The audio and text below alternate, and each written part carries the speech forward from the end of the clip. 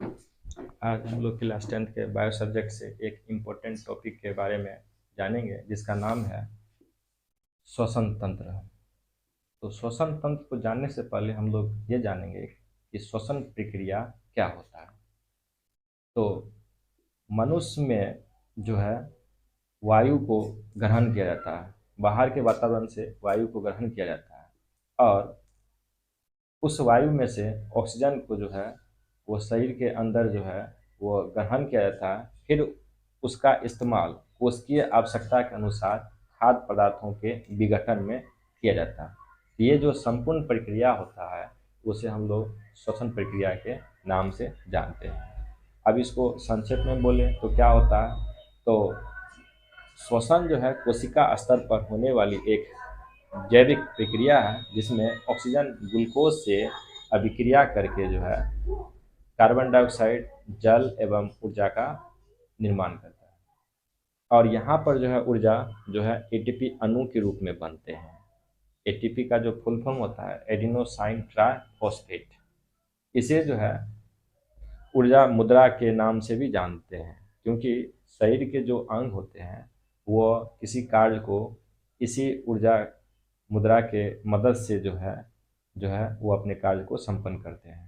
तो अब हम लोग ये जानेंगे कि किस प्रकार मानव श्वसन तंत्र में सम्मिलित जो अंग है वो संयुक्त रूप से जो है ऊर्जा का जो है निर्माण करते हैं एटीपी के अणु के रूप में। तो उसी संपूर्ण प्रक्रिया को हम लोग चित्र के माध्यम से देखेंगे। तो आइए हम लोग देखते हैं मानव श्वसन तंत्र में कौन कौन से अंग शामिल हैं।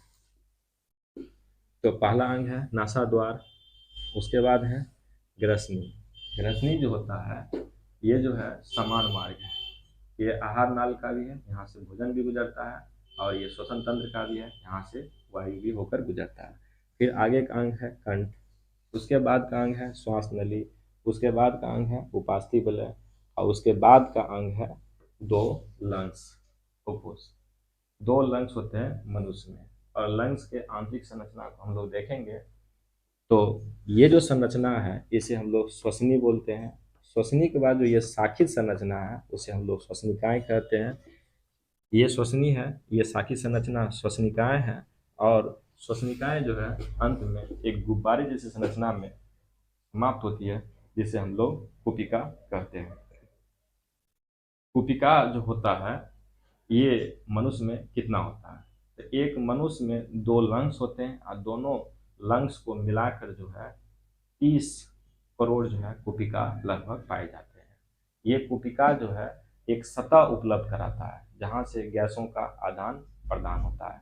यहीं से वायु से जो है ऑक्सीजन को ग्रहण कर यहीं से वायु से ऑक्सीजन को ग्रहण कर शरीर के विभिन्न कोशिका तक पहुंचाया जाता है, और शरीर के विभिन्न कोशिकाओं से कार्बन डाइऑक्साइड को जो है प्राप्त कर इसी कुपिका के पास छोड़ा जाता है। तो गैसों का आदान प्रदान किस श्वसन तंत्र किस अंग में होता है, तो वो है कुपिका। अब हम लोग ये जानेंगे कि मनुष्य में वायु किस तरह ग्रहण किया जाता है और उस वायु का क्या होता है। तो मनुष्य में जो है वायु नासाद्वार द्वारा ग्रहण किया जाता है। नासाद्वार द्वारा ग्रहण किया गया वायु को छाना जाता है। छानने के कार्य जो है वो नासाद्वार में उपस्थित महीन बाल करते हैं, और इस क्रिया में सहायक श्लेष्मा श्लेष्मा की परत होती है। अब छानी गई वायु जो है वो ग्रसनी, फिर कंठ, श्वास नली, उपास्थि वलय, और इसके बाद श्वसनी, श्वसनिकाएं, और अंत में जो है एक गुब्बारे जैसी संरचना है कुपिका, वहाँ पर जो है पहुँचते हैं। अब वहाँ से सिर्फ ऑक्सीजन को जो है ग्रहण किया जाता है, लेकिन कौन सी व्यवस्था कुपिका के पास होता है जिसके कारण सिर्फ जो है ऑक्सीजन को ही ग्रहण किया जाता है। हम लोग जानते हैं कि कुपिका के पास जो है रुधिर वाहिकाओं यानी ब्लड भेजल का जो है विस्तृत जाल होता है, यानी इस कुपिका के पास जो है रुधिर वाहिकाओं का विस्तृत जाल होता है, और रुधिर वाहिकाओं में रुधिर होता है यानी ब्लड होता है, और ब्लड का जो एक जो है कंपोनेंट है, एक पार्ट है आरबीसी। आरबीसी में जो है वो हीमोग्लोबिन रहता है। हीमोग्लोबिन को श्वसन वर्णक के नाम से भी जानते हैं।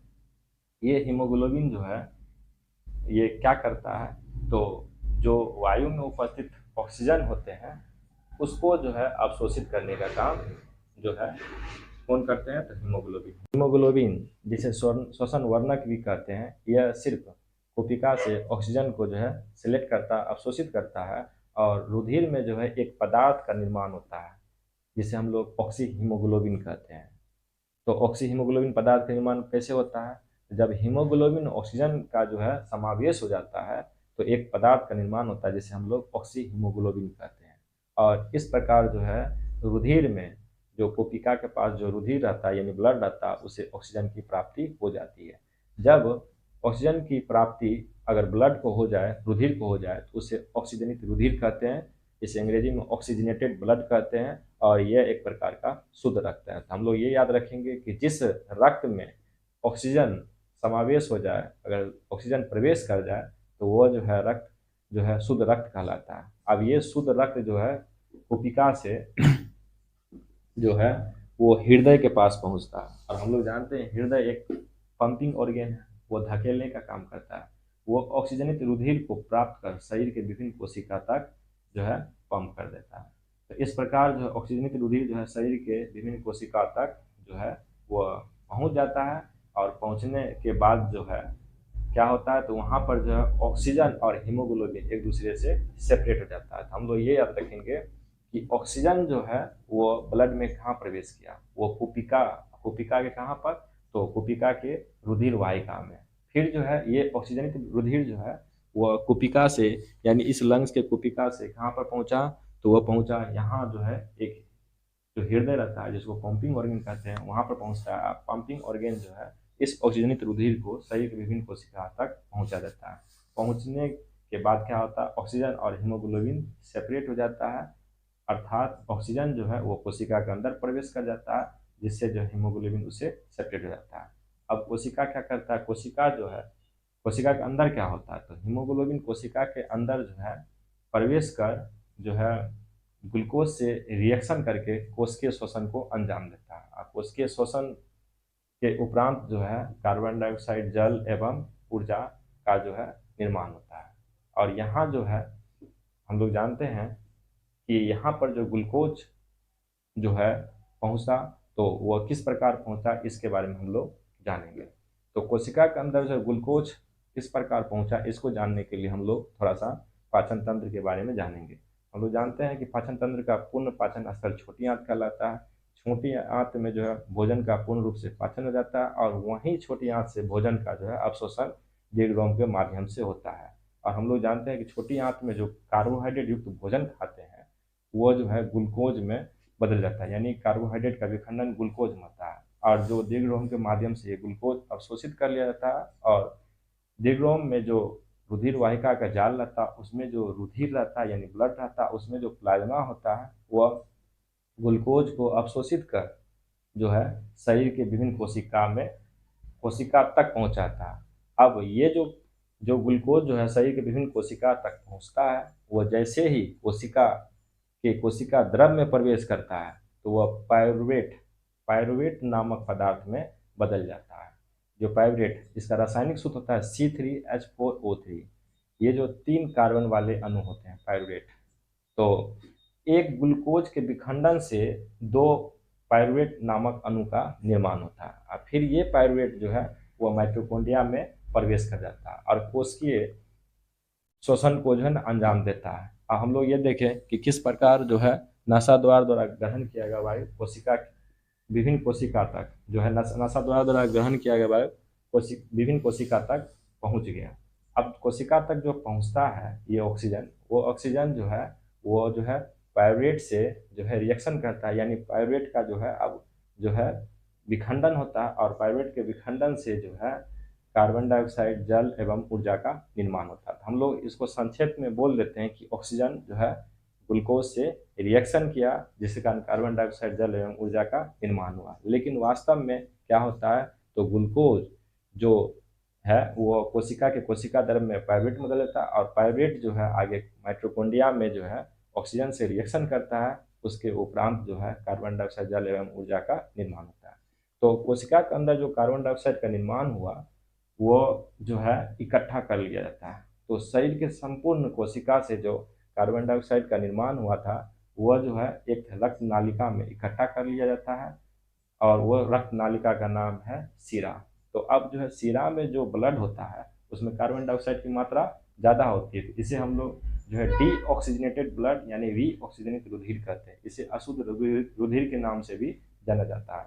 तो हम लोग हमनी को याद रखेंगे कि इसमें जो है शुद्ध रक्त का प्रवाह होता है, जबकि जो है शिरा में जो है अशुद्ध रक्त का जो है प्रवाह होता है। अशुद्ध रक्त जो है वो रक्त होता है जिसमें कार्बन डाइऑक्साइड की मात्रा ज़्यादा होती है। ये जो है अब रक्त जो है सही ये रक्त जो है अब जो है कहाँ से कहाँ, तो शरीर के संपूर्ण कोशिका से जो है वो कहाँ पर, तो वो जो है शिरा के माध्यम से हृदय में पहुंचता है और हृदय जो है इस जो अशुद्ध रक्त को जो है जिसमें कार्बन डाइऑक्साइड की मात्रा होती है उसे जो है कुपिका के पास जो है पहुंचा देता है। इसके पास कुपिका के पास अब कुपिका के पास पहुंचा जाता है। तो कुपिका से जो है कार्बन डाइऑक्साइड जो है विषम प्रक्रिया के माध्यम से जो है वो क्या होता है, तो विषम प्रक्रिया के माध्यम से जो है कुपिका में जो है प्रवेश कर जाता है और कुपिका में प्रवेश करने के बाद जो है वो फिर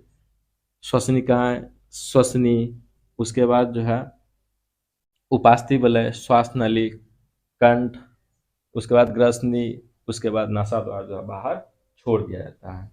तो इस प्रकार हम लोग देखें कि जो वायु ग्रहण किया गया था उस वायु से ऑक्सीजन को जो है अवशोषित कर शरीर के विभिन्न कोशिका तक पहुंचा दिया गया था। फिर उस ऑक्सीजन का इस्तेमाल जो है वह ग्लूकोज या हम लोग ये बोल सकते हैं ग्लूकोज का जो बदला हुआ रूप है पायरुवेट के विखंडन में हुआ और इससे हमें ऊर्जा की प्राप्ति हुई। साथ में एक और उत्पाद बना था जिसको उप उत्पाद कहेंगे, वो था कार्बन डाइऑक्साइड, जिसे शरीर के विभिन्न कोशिकाओं से ग्रहण कर लिया गया था और यह जो है शिरा के माध्यम से जो है हृदय के माध्यम से मानव के फुफ्फुस में प्रवेश करा दिया जाता है और फुफ्फुस से जो है वो फिर जो है नासा द्वारा उसे बाहर कर दिया जाता है। ये थी संपूर्ण प्रक्रिया मानव श्वसन तंत्र की।